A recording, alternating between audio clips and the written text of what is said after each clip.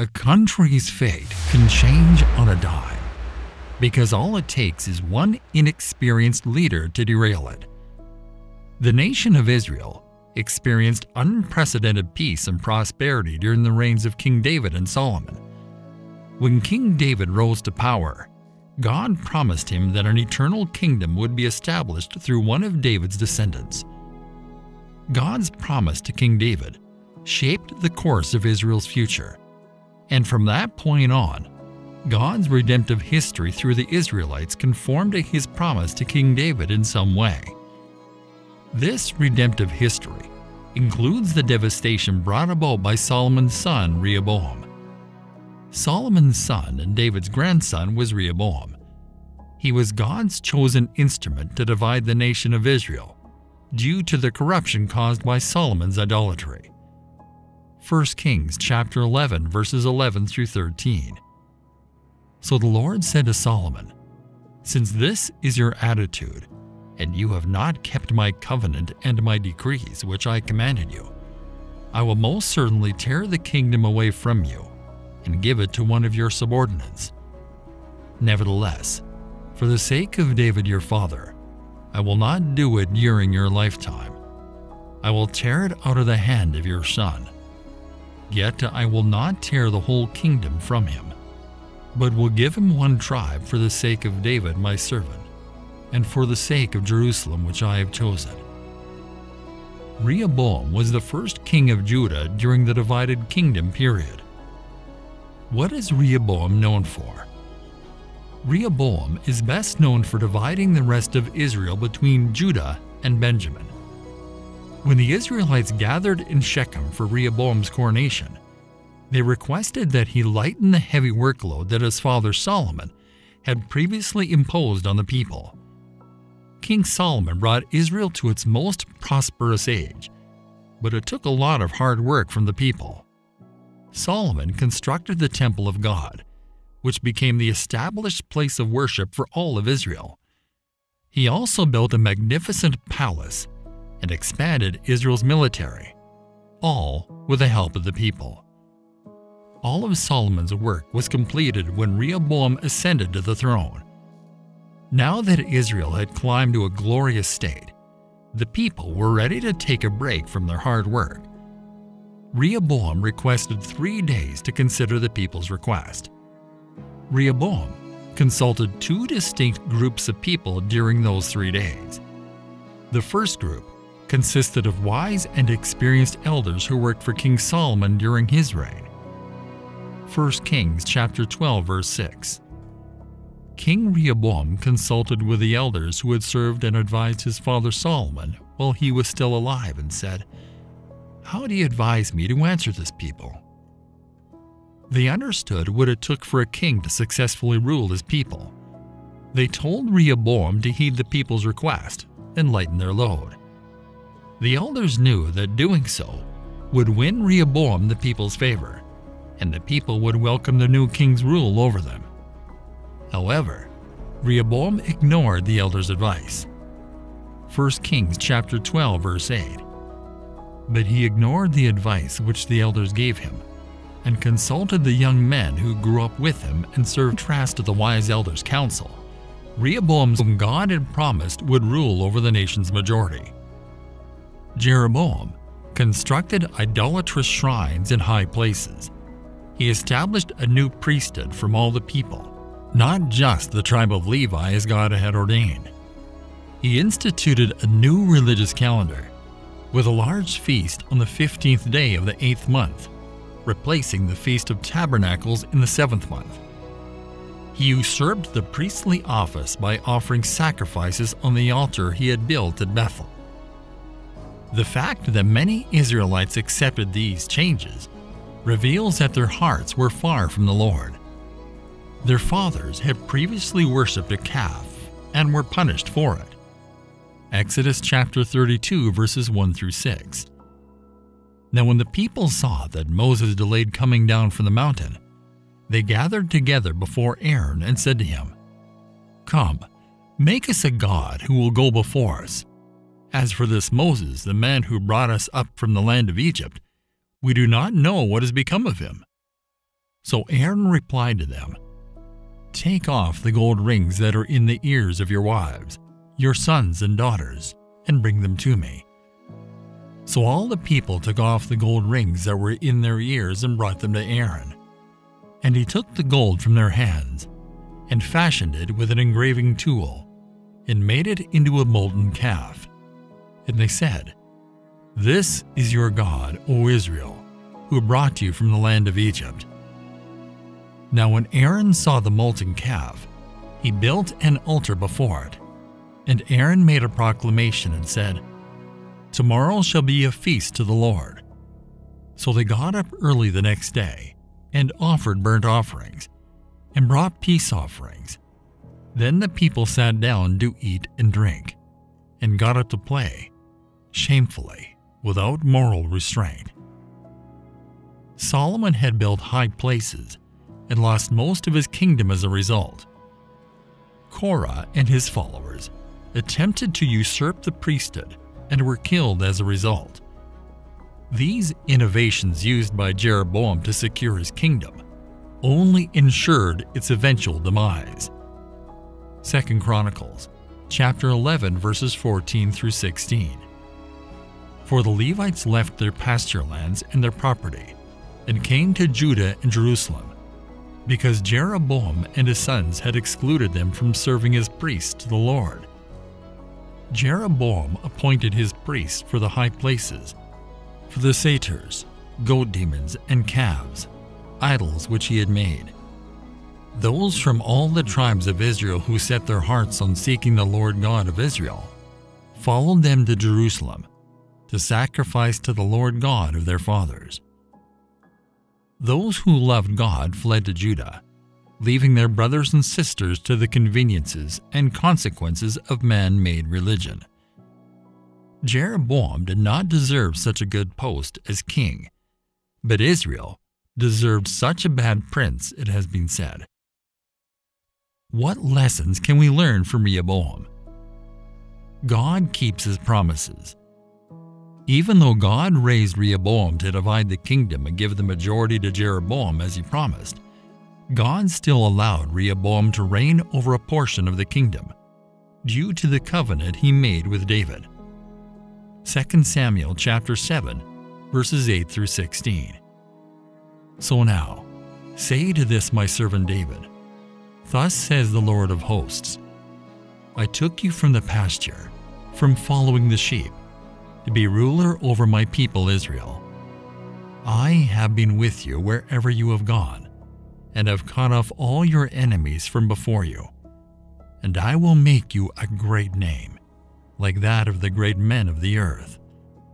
I will appoint a place for my people Israel, and will plant them, so that they may live in a place of their own, and not be disturbed again. The wicked will not afflict them again as formerly, even from the day that I appointed judges over my people Israel, and I will give you rest from all your enemies. The Lord also declares to you that he will make a house, royal dynasty for you. When your days are fulfilled and you lie down in death with your fathers, ancestors, I will raise up your descendant after you, who shall be born to you, and I will establish his kingdom. He is the one who shall build a house for my name and my presence, and I will establish the throne of his kingdom forever. I will be his father, and he shall be my son. When he commits iniquity, wrongdoing, I will discipline him with the rod of men and with the strokes of the Son of Man. But my loving kindness and mercy will not depart from him, as I took it from Saul, whom I removed from before you. Your house, royal dynasty, and your kingdom will endure forever before me. Your throne will be established forever. God promised to establish an everlasting kingdom through David's descendants. So Rehoboam was not stripped of his throne, but God did allow him to carry David's lineage.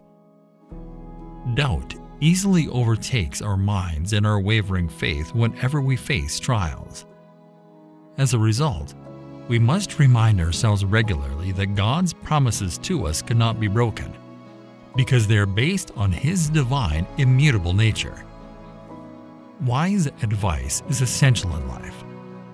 Rehoboam is surrounded by irony because his father was the wisest man aside from Jesus to ever walk the earth. Yet he followed the foolish advice of his friends and ended up ruining his life. When the author of 1 Kings writes, he wants us to learn from Rehoboam's example. The king answered the people harshly, for he forsook the advice of the elders which they had given him.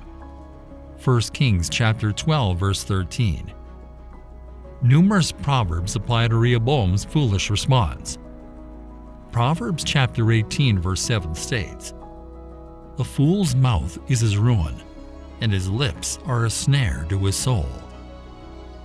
We all need wise counsel, no matter how confident we are. Like most arrogant people, Rehoboam believed he had more. It is easy to mock Rehoboam, but the truth is that we are not so dissimilar. How often do we ruin our lives by failing to seek good advice? Christians should make it a habit to examine their lives in light of the pure counsel provided by God in His Word. God can use anyone for His divine purposes. When we think about the people God uses to achieve His will, it's easy to focus on those of faith, and we typically think about God using people who submit themselves to His rule.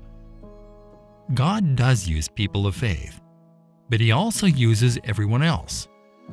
The distinction is that God's children enjoy fellowship with Him, whereas others are unaware. The Bible is replete with examples of God using an unbelieving person or nation to accomplish His purposes. Rehoboam is no different. When we see wicked people rise to power or commit atrocities, God remains on His throne. He works through all things and all people. Wisdom is a wonderful gift from God that everyone requires. Nobody can succeed in life if they do not apply wisdom, no matter what stage of life they are in or what career they are in. At its core, true wisdom revolves around God. Proverbs chapter 9 verses 9 and 10 teaches us, "Give instruction to a wise man, and he will become even wiser. Teach a righteous man, and he will increase his learning." The reverent fear of the Lord, that is worshiping Him and regarding Him as truly awesome, is the beginning and the preeminent part of wisdom, its starting point and its essence. And the knowledge of the Holy One is understanding and spiritual insight. All truth and all reality work for the purpose of God, our Creator. It only makes sense for us to subject our lives to the word of the One who created us.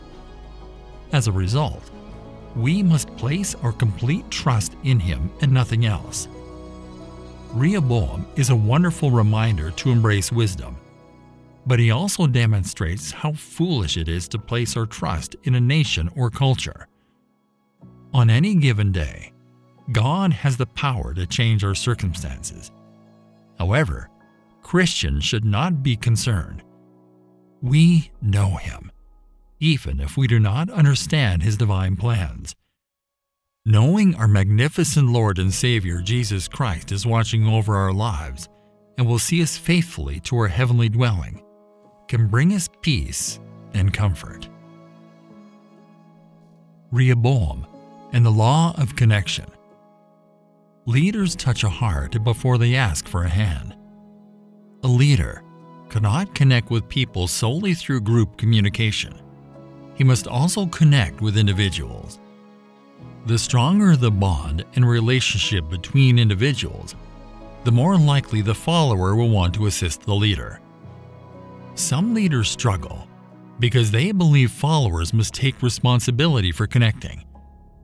Successful leaders, on the other hand, always take the initiative, and they take the first step and then work hard to maintain their relationships. How an organization functions shows that a leader has done the work to connect with his people. employees demonstrate exceptional loyalty and a strong work ethic. People aspire to the leader's vision, and the impact is enormous. Connecting requires giving. The ambitious Rehoboam was more interested in flexing his political muscles than in connecting with his people. Rehoboam was never taught the law of connection. Check your motivations if you want to connect with others. Number 1. Get beyond yourself. Dr. Albert Schweitzer asserted, "Whatever you have received more than others in health, in talents, in ability, in success, all this you must not take to yourself as a matter of course. In gratitude for good fortune, you must render some sacrifice of your own life for another life."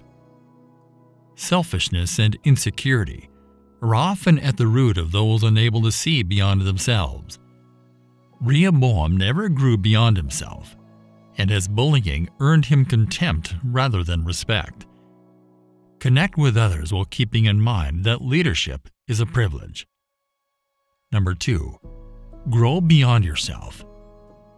If Rehoboam had learned from the elders' experience, he would have realized how little he knew about leadership.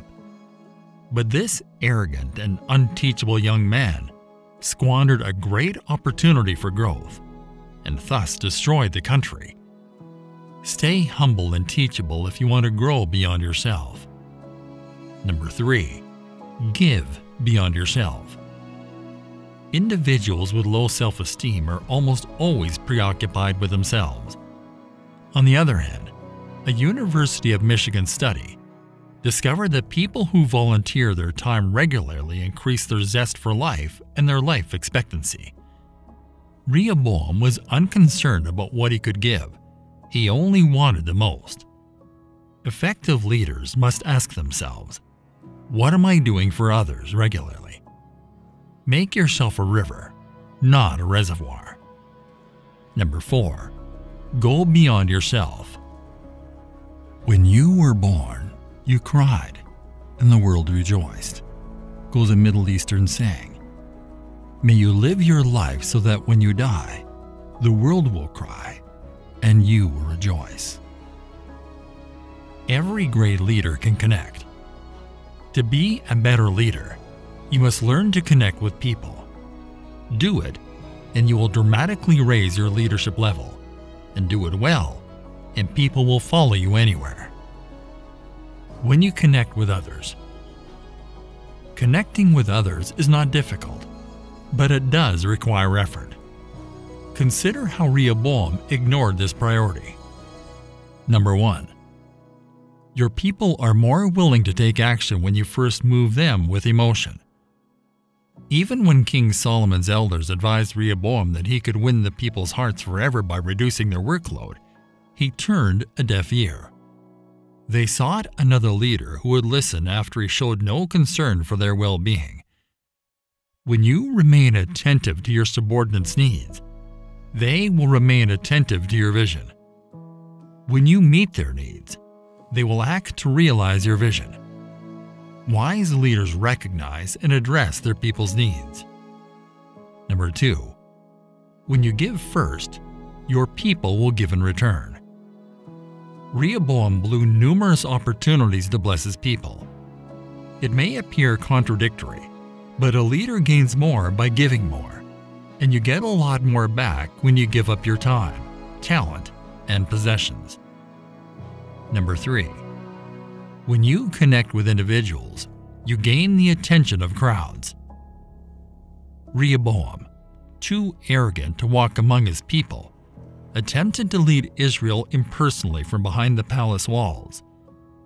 While the nature of leadership frequently requires speaking in front of groups, effective leaders recognize that true connection occurs one-on-one. Number 4. When you reach out to your people, they will reach back toward you. The first conflict between Rehoboam and his people occurred when they came to him. He was so disconnected that he could not see they were on the verge of revolting. Rehoboam was a reactive rather than proactive leader. When it became clear that he had enraged his people, he pointed the finger at them.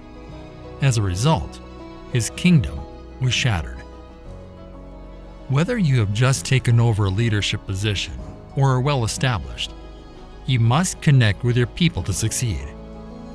Remember, the telltale sign of a great leader is not what he has accomplished on his own, but what he has been able to accomplish through others, which happens only through connection.